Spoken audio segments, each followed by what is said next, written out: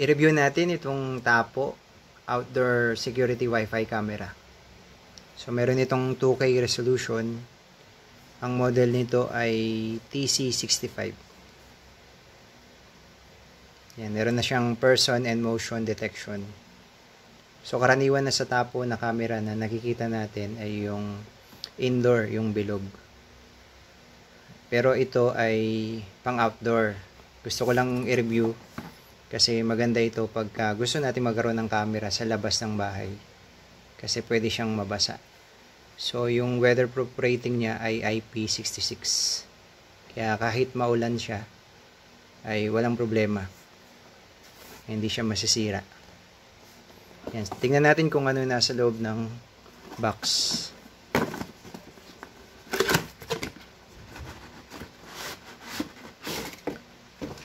Okay, sa loob ng box, meron siyang manual. Tapos, yung binili ko pala, meron ng kasamang memory, 32 gig. Yan. So, pwede nyo rin bilhin yung mismong camera lang kung gusto nyo bumili ng separate na memory. O kung meron kayong memory, pwede nyo ring ilagay dito sa camera na to. So, ito yung kasama sa box niya, yung pinaka-adapter niya. Tapos, itong mga cover para sa waterproof. Yan, mamaya makikita nyo kung saan ginagamit to. So, ito yung pinaka-camera.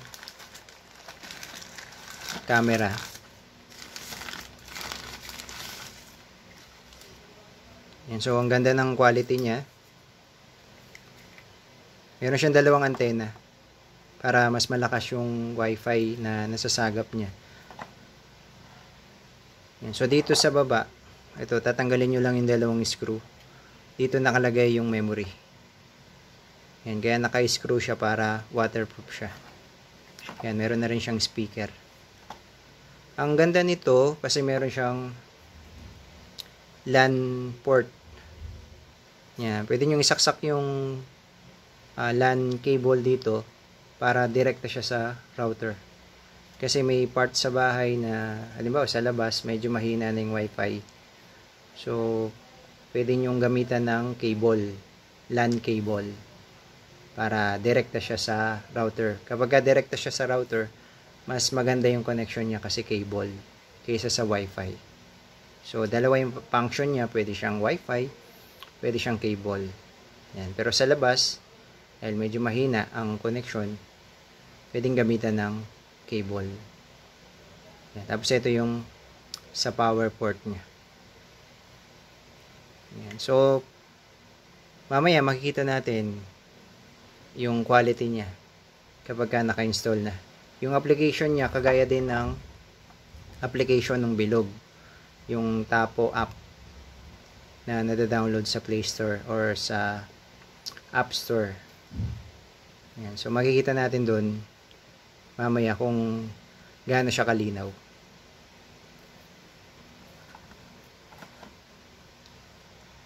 App Store o kaya sa Play Store. Yan. So unang gagawin natin, isasaksak muna natin yung camera dun sa adapter niya. Tapos bubuksan natin yung application na Tapo. Yan, pag nabuksan na natin yung application, i-click lang natin yung plus dun sa itaas. And pag naklik na natin, add device. So, i-click natin itong outdoor cameras. Yan, tapos hanapin natin yung model number niya. So, ang model number niya ay TC65. Yan, ito yung sinasabi ko na dual function. Yung sa cable na may wire o kaya yung wireless. So, ngayon, i-click ko muna yung wireless. Tapos, next.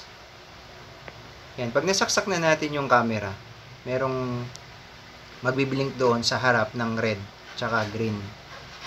So, kapag ka nag-blink na siya ng red tsaka green, i-next na natin siya. Yan. Tapos, i-enable natin yung location. Yan. Tapos, i-next na natin siya ulit. So, wait lang natin saglit. Hahanapin niya yung mismong camera. Ayan, tapos lilitaw yan. Makikita niyo yung camera. I-click lang natin yung connect. Ayan, connecting device.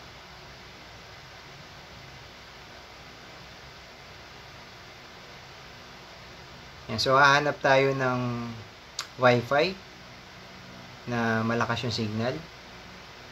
Halimbawa, kung meron kayong dalawang router, tignan nyo kung ano ang mas malakas ang signal doon.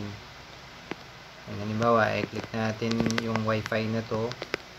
Tapos, type natin yung password.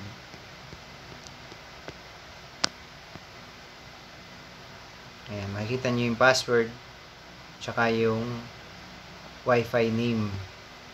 Ayan, next natin. So, magkoconnect siya doon sa router na pinili natin. Ayan, meron siyang voice prompt. Maririnig natin na nagko-connect siya sa Wi-Fi. Wi-Fi connected. Ayan, so, na-connect na siya. Wait lang natin saglit na makumpleto yung pag-pairing niya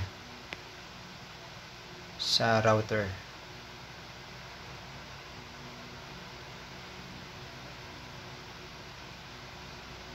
Ayan, pwede natin palitan yung pangalan niya kung gusto natin. Palitan natin home. Tapos next. Ayan, kung anong lugar nakalagay o kung anong gusto nating ilagay na lugar, pwede rin. Halimbawa sa hallway. Tapos next natin. Pipili tayo ng icon na gusto natin. Halimbawa ito. Tapos magko-configure siya.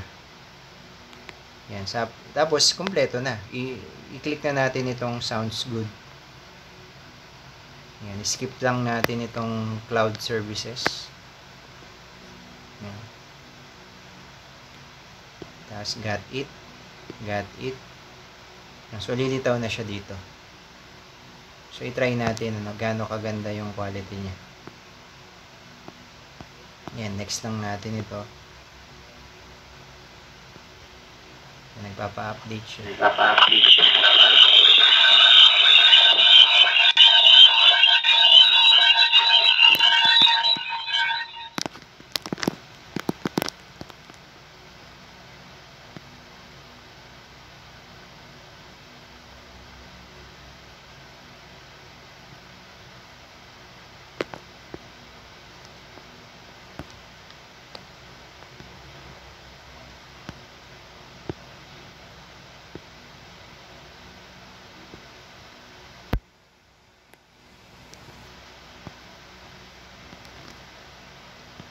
Yan, so inap ko muna yung speaker niya kasi nagfi-feedback. Malapit kasi ako sa camera.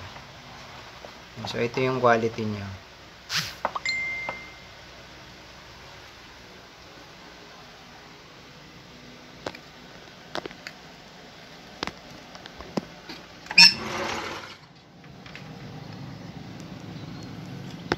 Tanggalin ko lang itong plastic. Ayan.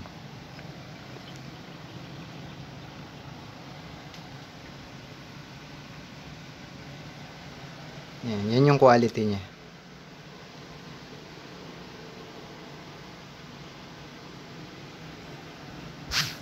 So, mas malinaw siya sa personal, pag nakita nyo, na-install niyo sa app niyo.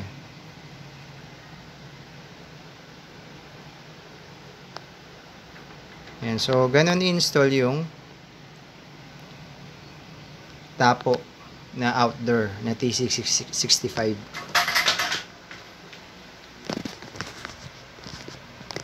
Ito yung sinasabi ko kanina na pang weatherproof. Ayan, so ito inilalagay dun sa cable. Dito sa cable na to. Kung saan sinasaksak yung cable. Ayan, so kapag sinaksak natin to, hindi siya papasukan ng tubig. Kaya pang waterproof ito. Itong accessories na ito na sinasabi ko kanina.